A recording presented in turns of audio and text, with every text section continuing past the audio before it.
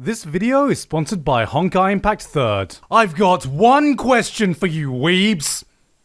Do you like you anime girls? Well good, because Honkai Impact 3rd is a free-to-play action RPG that you can play on mobile and PC with cute anime girls. Coming from the same developers that you may know from Genshin Impact. Right now in their news update, we've got a new battlesuit. Kiana has blossomed into a true Valkyrie and transformed into the Hersher Flame Scion. Unlike other Hersher, she has an aerial mode where she can attack and even evade mid-air, but not only that, but she also has a Hersher mode, where she can draw out a fiery greatsword. I mean, just look at this thing, man. This is...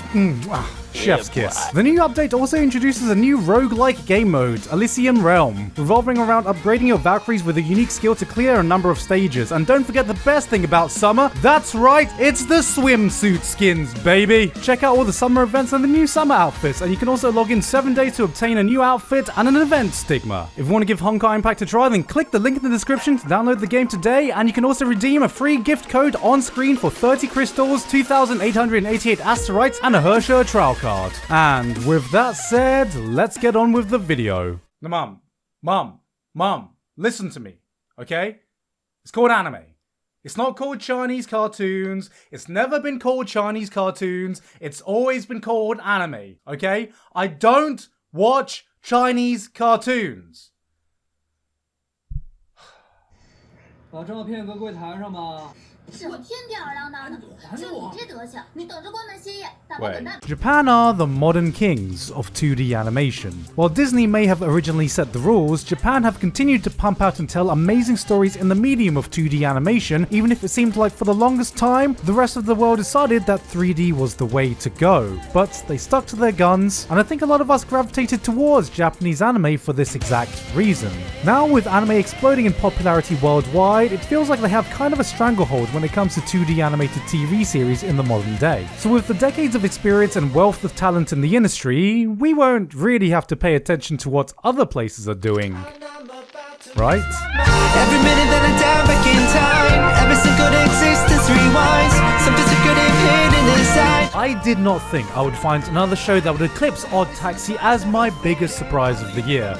So when a new Chinese animation, Link Click, popped up as the 21st highest rated show on MAL, I was just like, what the fuck is this? I mean, just look at this poster. We got two very pretty boys that the girls are obviously yes, gonna ship Daddy. together. Oh no, wait, there's a girl as well. Oh, let me guess. It's gonna be some cliche high school love triangle where he likes her and she also kinda likes him, but also has the hots for this other guy who doesn't like her at first, but then it turns out he actually does, and then none of them confess to each other, and then it gets dragged on for 100 chapters, and then it turns out she's one of their stepsisters. I don't know where I'm going with this. And it turns out, I was absolutely wrong. Link Click follows two guys, Teng, 程小时 and Lu. 陆光 Fuck man, I'm not even the Hongo Josie yet, and now I'm meant to be 你的中文很好. God, I hope I pronounced that correctly. Two boys who can travel through time.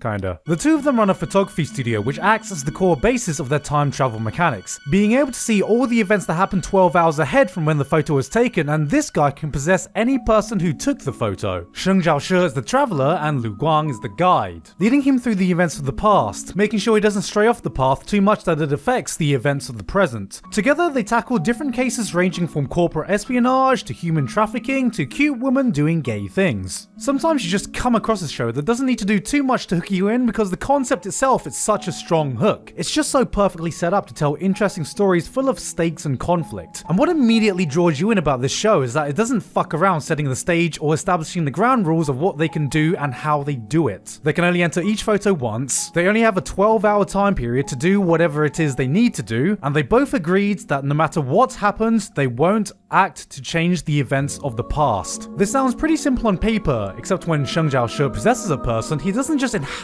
them. He feels what they feel, senses what they sense, and even gets host's memory along the way. But he's forced to stay on the predetermined script Lu Guang gives him because whatever happened in the past has to happen again, no matter how he feels about the situation he's in. The host got unfairly judged or mistreated? Well, you better just suck it up and take it with no karma because... What do you think this is? A fucking Darman video? No, it's not. It's not a Darman video. Oh, what was that? The host slept with someone in those 12 hours? Well, you better get ready for a ride, baby, because there's only one destination and its name is Bone Town. The stage is just so perfectly set up for an absolutely wild ride, and the show immediately delivers on it. Link Click has one of the strongest first episodes you can find in anime this year. The show just throws you straight into the deep end, just fucking full-on no-lubed penetration right in the ass. And after the first credits start rolling, you know the exact play here. You understand what's at stake, you understand the ride you're about to get on, and you know what this show's gonna be all about. Honestly, episode 1 tells you pretty much everything you need to know about the series. You're either gonna be hooked or you're not. Being completely straight with you, just watching the first episode would probably do a better job at telling you guys if this series is gonna be for you than some dickhead on the internet ever could who spends far too much time now watching literal Chinese cartoons.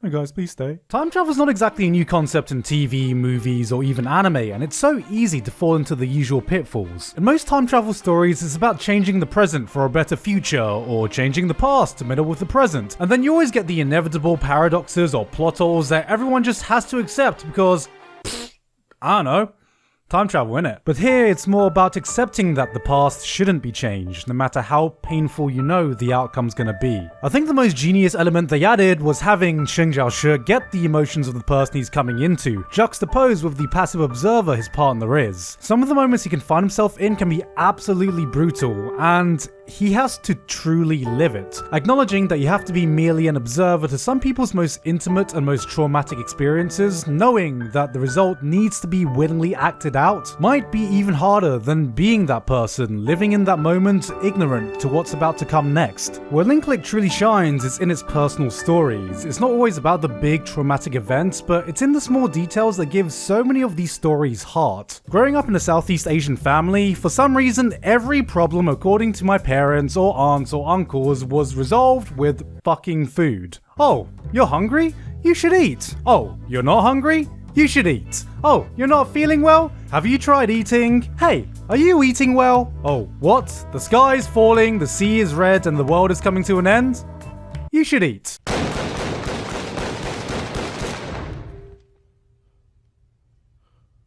Why are you so fat? So just seeing little things, like a worried mum phoning up to ask if her daughter is eating well, then travelling all the way to her apartment to bring her some home-cooked food just so she can get through a bad day, I was just like, oh no, oh god, give me a second. Oh, hold on, I gotta phone my mum and tell her I've already eaten today. Now let's talk about the production values of this thing. It fucking... Normally when I do my seasonal videos, it's immediately apparent when the show just has that extra bit of effort, that extra bit of polish to make it stand out from your generic shows around it. And Link Click has this in spades. The backgrounds are gorgeous, the art style honestly looks like some kind of webcomic brought to life. Even more so than some actual anime adaptations of webcomics. The OST by itself is already pretty damn good, but then it also has 4 or 5 different insert songs spread out during the big moments in the show. And that's how you know you need to take this shit seriously, because you know shit's real when most anime get even 1 insert song. This might not be better animated than the best that Japanese animation has to offer, but it beats the shit out of 90% of the seasonal drivel that airs. Not to mention both the opening and ending, which is just, oh god, they're just so goddamn hard. The ending is such an absolute bop that even though pretty much episode ends on a cliffhanger, I didn't immediately start the next episode, because you know what? I still got time. Then there's the opening, which all I'll say about this is, as a man who skips anime openings, I never once skipped this opening. I mean, just listen to this. Look how fucking cool this is. Just look at this hand animation, man. Shit smoother than an average League of Legends player's brain. Hopefully you think this sounds pretty hype, because I did. So much so that I said on Twitter that this could possibly be an Anime of the Year contender, which was... wrong. Okay, I might have got a bit carried away, but I was just so hyped to find a gem that I hadn't seen anyone talk about. I think the weakest part of this show actually is when it remembered it had an ongoing murder mystery plotline, because every time it did, I was just like, oh, No! Get back to the side stories! The show is at its best when the two main leads are just used as a vehicle to tell other people's story, and whenever it feels pressured to refer back to the main plot, I don't feel like neither leads got enough development to be interesting enough to carry it by themselves, cause when it does, it devolves into a more standard time travel thriller plotline which other shows have already done and done better. When the show hits though, it absolutely fucking hits, which is why what we have right now is a damn solid show. Is it an Anime of the Year contender? Maybe if it had aired in 2020 when anime was going through much more of a dry spell. Is it the 21st best anime of all time? Hell no. But we do have a good foundation. Having said that, I think it's unfortunate that even when I tried to recommend it, a lot of people didn't want to give this a chance. Partly because unfortunately this show is called a link click, so when a YouTuber makes a post about a show called link click and people see the word link and click, the first reaction is, where's the link and what do I click on and where's the hashtag ad? But also solely because it was a piece of media that came from China. Look, I'm just a guy who likes to keep it simple. I don't care where it comes from, I just like good shit, and Chinese animation has been on the rise for a while. I've already made a video about the esports extravaganza King's Avatar, and I thought 2018's Modal Zushi was excellent. Scissor 7 is the closest thing we've gotten to Chinese Gintama, but I think Link Click is the first time they've truly made a gateway show. Something that I can easily recommend to anyone, has an interesting concept, immediately hooks you, is so easily bingeable, and has great production values. It is genuinely one of the better shows this year, even in such a strong year of anime, and I'm just waiting for the day I can finally start calling this donghua to the masses, instead of clickbaiting this as Chinese anime, because no one right now really knows what the fuck donghua is. If you're finding this season a little slow, which it definitely is, then this is something you can easily binge to fill in the gap. Now, if you excuse me, I have a phone call I need to make. Hi Mom, sorry I shouted at you earlier today. Yes, I've already eaten. No Mom, it's not anime, it's Chinese cartoons. Hey guys, hope you enjoyed that video. Thank you again to Honkai Impact 3rd for sponsoring me today. And also, thank you very much to Alpha Sigma, Basil, Dysfunctional Degenerate, Elefall, I Vito, Jeff, Levados, Manapla, Pain Patchett, Pony Stark, The Walto, and everyone else on my Patreon for helping to support me for today and making this video possible. So yeah, right now it's coming to the end of August and I'm actually going to be traveling back to England in September. Hopefully. It's going to be the first time I'm able to travel back to see friends and family, so I'm very excited, but I'm not sure how much time I'm going to have to work on videos in that time period, so if it is a quiet month for uploads, then you know why. Cool, you know what the first thing I'm going to do is?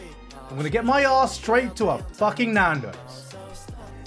I'll then say hello to my mum. Anyway though, that's it from me today. I've been Gigguk, and I'll see you all next time.